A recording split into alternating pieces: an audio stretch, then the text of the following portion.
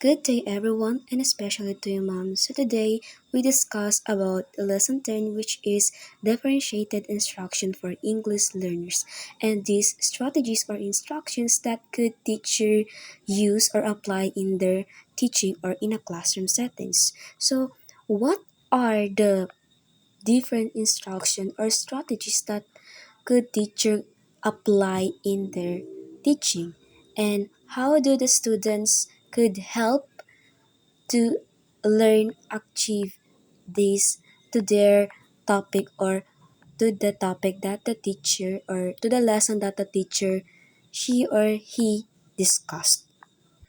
According to Carl Ann Tomlinson defines differentiated instruction as means of tailoring instruction to meet the learner's individual needs. This provides the learner the opportunity to maximize their learnings, whether as individual or in a small group. So, according to Carl Ann Tomlinson, she defines that the differentiate instruction is to organize or to form an instruction to attain the learner's interest or learner's needs. So in order for that, the teacher could provide or to construct these instructions in order to the learners in order to attain or to achieve the interest of the learners. And this instruction could apply in a individual or in a small group activities. For example of individual activities is like a self-assessment or formative assessment, like quiz, oral, or whatever. And the examples of small group activities is like the group activities in a after the discussion you will we will group your students in in doing the activity. So that's the Carl and Tomlinson defines differentiated instruction. Also, the differentiated instructions describe the efforts of the teachers address the variance or difference, giving them the best learning experience possible. In order to implement differentiated instructions, teachers need to focus on essential learning and key concept of the lessons. The role of the teacher in these strategies or in these instructions there it is to encourage learner to participate in respectful work. Yeah, in respectful work. So the respectful work means the class work or the activities that are relevant or related to and to give meaningful for them. And also the importance of differentiate instructions for both teachers and the students is to help teachers connect with a different learning style. So we know that in a classroom there is a students or there is a learners there has a different learning styles, or in short there is a diverse learner. So as a teacher it it is really help these differentiated instructions. That's it. So let's proceed to differentiating via content. So the first is compacting the curriculum.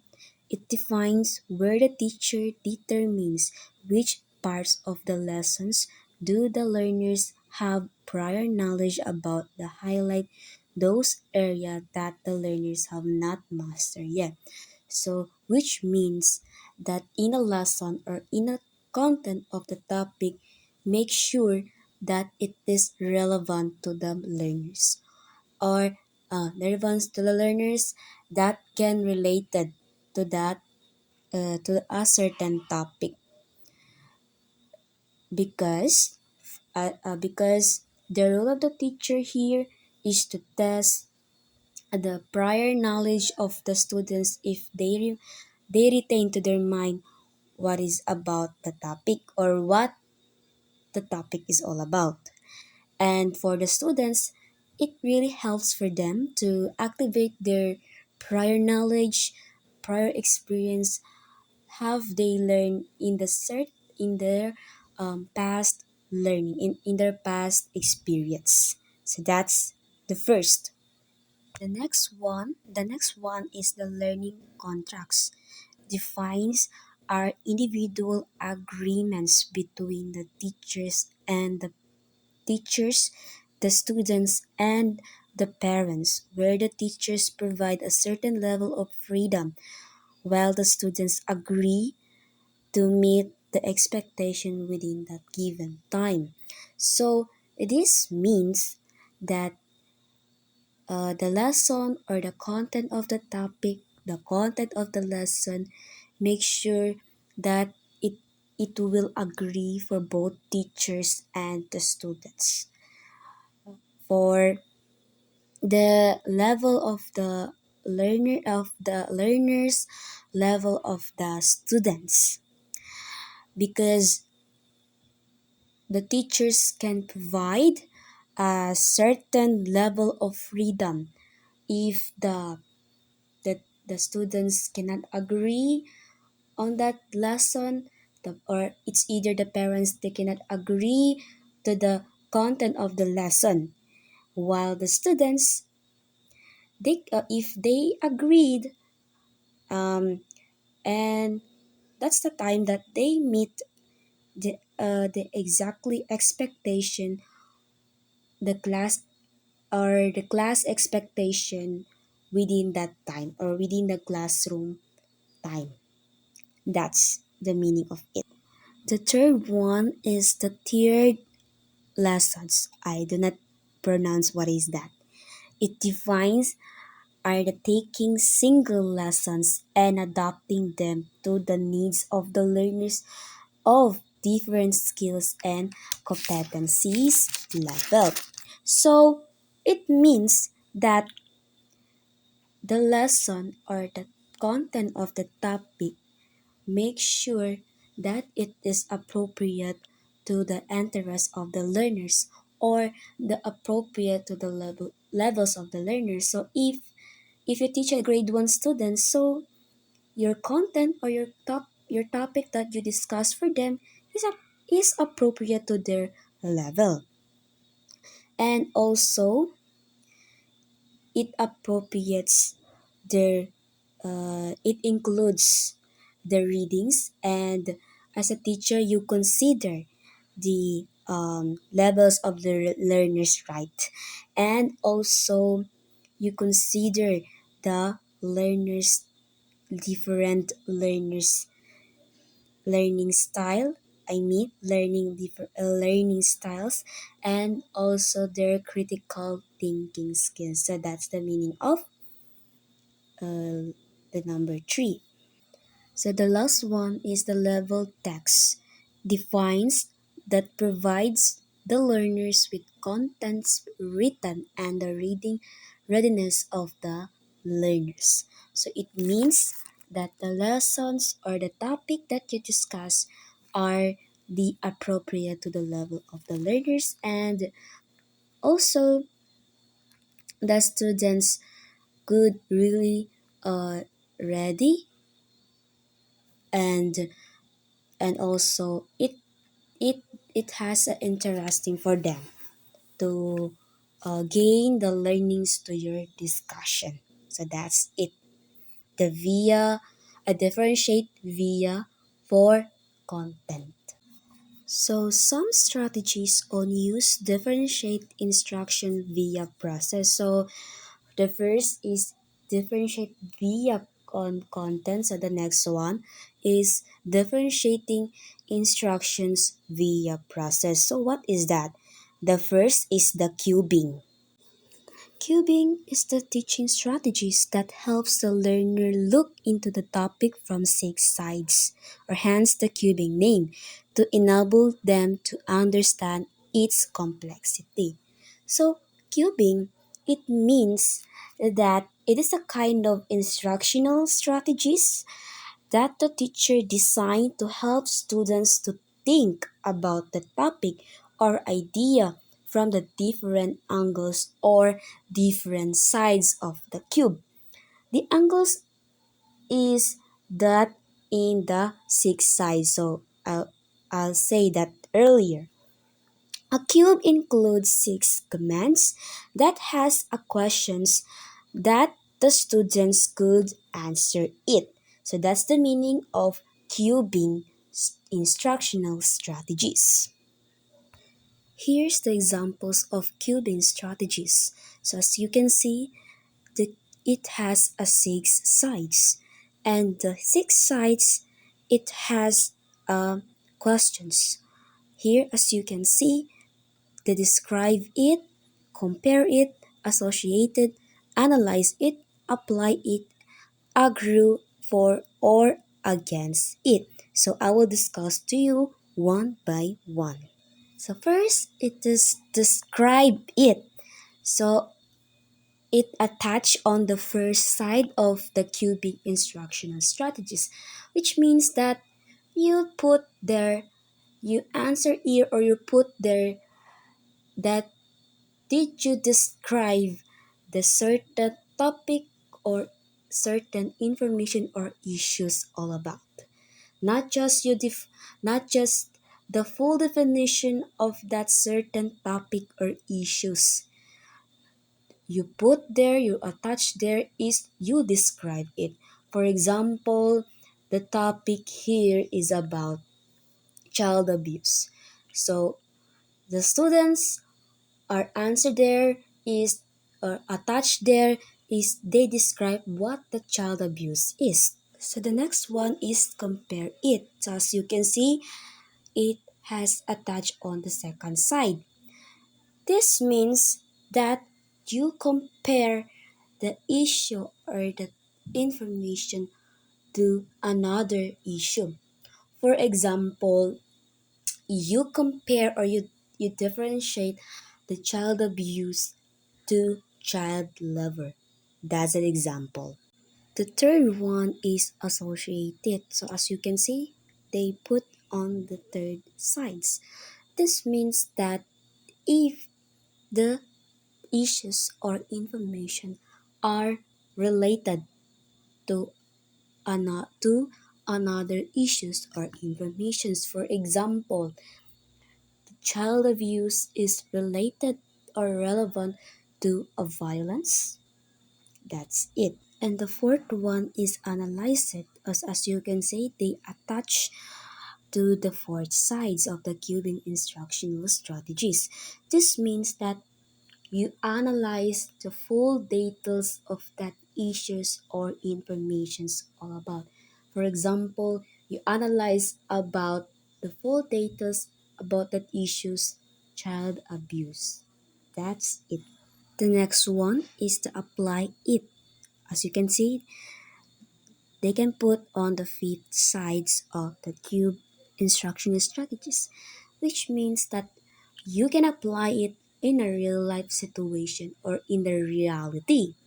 For example, in your community, that the family that a child in your community that you can see she or he can uh, experiencing a child abuse with their relatives. So that's the examples of apply it. So the last one is agree for or against it. So as you can see, this is the last sides of the cubing instructional strategies. This means that you can agree or you can against it. For example, in putting that question on that is, are you agreed that they they have a law on these issues child abuse? So if you agree or not, if you agree, why? Or if you against it, why? And then you put the explanation why you agree it or why you against it. So that's the six sides of cubing instructional strategies. So the second one is RAF, stands for Rule, Audience, Format, and Topic. Is a writing strategy that aims to help the learners gain to a better understanding of their role as a writer and communicator by developing, which means that it is the writing strategies. We know that RAF it is belongs to a writing strategies only. It is a writing strategies like yes that helps students reflect on their role as a writer. The audience they will address format of their writing and the topic they will be write about. This means that um, the students can really help this for these instructional strategies to easy for them to how they write write about write they want to write it and they want to write it. So in raft instructional strategies there is a component or there is a column on how do you construct these kind of strategies or instructions. So the importance of these instructional strategies that it helps students under understanding the role as a writer and they can communicate their ideas clearly by developing an interest for their audience and propose in their writing. So that's the importance of RAF instructional strategies. So here's the examples of RAF instructional strategies. As you can see, rule, audience, format, and topic. So I will discuss you one by one. So rule. Here is you or the writer. For example, rule here is yourself or myself. And the audience, you can put here who do you address your writings, for example, to your grandmother, to your parents, or to your teachers. And to the format, what kind of format that you write for or you write it? It is essay, it is a letter, or it is a resume. It is there is a meaning or there is a lot of format in writings. And the last, the topic. What do you topics all up? What do you topic that you write about it, or what the topic that you tell them about it? For example, you write about your internship experience in the Esperanza National High School. So that's the examples of raft instructional strategies. The third one is the graphic organizer. Is a visual means of displaying information using a combination of text and visual forming a diagram. It means that it arranges the information in such a way that would describe their relationship with one another. So, are you familiar with that instructional strategist, the graphic organizer? It is the relationship of the information with one another. And the importance of these kind of instructional strategies that can help for the students to visualize and construct ideas, organize the information, plan to write, and of course, increasing their comprehension or their fluency or their critical thinking skills if the teacher using this kind of instructional strategies. So here's the example of graphic organizer. The first one is KWL chart. So all we know that we're familiar this kind of graphic organizer. So this means that it is a kind of graphic organizer with three columns that is used during the beginning, middle, and after the lessons. And the role of the teacher here is to test to diagnose the prior knowledge of the students and to activate their critical thinking skills about that topic that she discussed it. So I have examples of KWL chart. So as you can see, you put the topic here, for example, poverty. And the first column is no.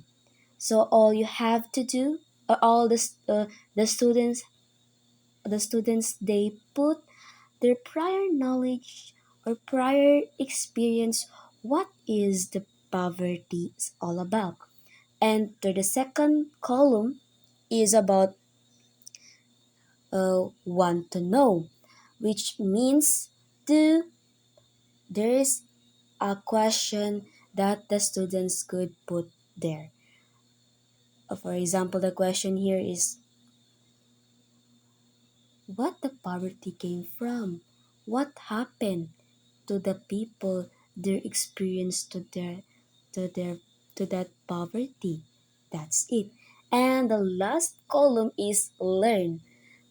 The students after the discussion, the students put there what they have learned about that discussion or about that topic.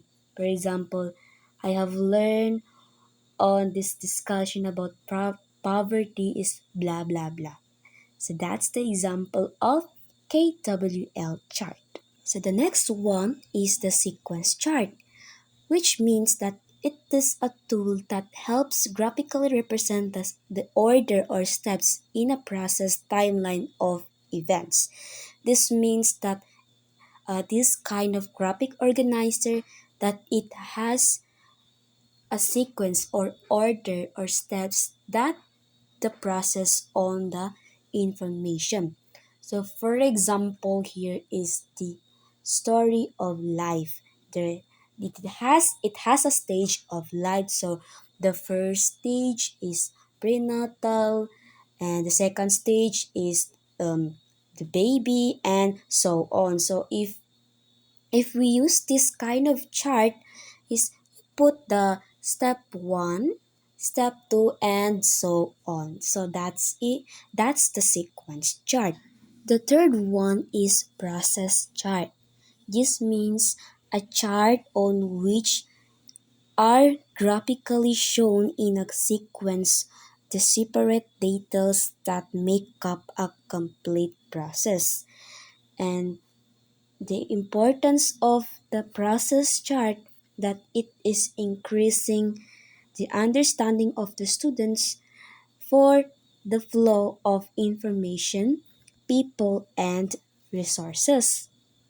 So this kind of graphic organizer that it has a process it is same on the sequence, but it has a sequence on the process. It process. For example of process chart is the water cycle. So are we familiar on that cycle, right? So as you can see, if we use a graphic organizer, a process chart in a water cycle, there is a steps on how they process, on how they make or how they cycle the water. So that's an example of process chart. The fourth one is concept map, which means that it is a visual representation of information. This map are especially useful for the learners who learn better visually. A way to visually relationship between a different concepts, ideas, and piece of information. So we know that we are familiar to this kind of graphic organizer. So this kind of graphic organizer that you put your present the informations about it or the topic about it. So it has a map on how to connect it to the main topic that you discussed. So for example, here the teacher put the center of the map is geography. So she asked the students what what is your own understanding about geography. So the students put on the side of the map what their understanding about geography. And and after that the teacher could discuss what is geography, and of course the definition that the students given are she connected to his or her discussion. So that is the concept map. So the last one is the fishbone map. Fishbone map. It is a visualization tool for categorization the potential cause of a problem. So this kind of graphic organizer that you put the cause and effect on the problem. So for example here in the head of fishbone, you put the affect the issues, and the tail of the fishbone you put the cost, and the side here, the side there on the fishbone map you put the extra informations about the cause and effect on that problem. So that's the example of the graphic organizers. So the last stage is the differentiated via product. Differentiation based on product guides the learners to a list of possibilities of products to demonstrate their understanding of a concept. This can be done providing the learner with choice relative to the product they may need to produce. This could be set through the learning contracts between the teacher and the learners, which means that as a teacher, if you use differentiate instruction to your learners, because the our learners it has a different learning styles, and you encounter the students it has a diverse learners. So as a teacher, if you use this differentiated instruction, um, you make sure that it is clearly you give the strategies are clear to your students and appropriate to the learner's interest. And of course, if you use this kind of strategies, differentiated instruction, that it has an interaction between the teacher and the students. So that's all, and thank you for hearing this kind of video presentation.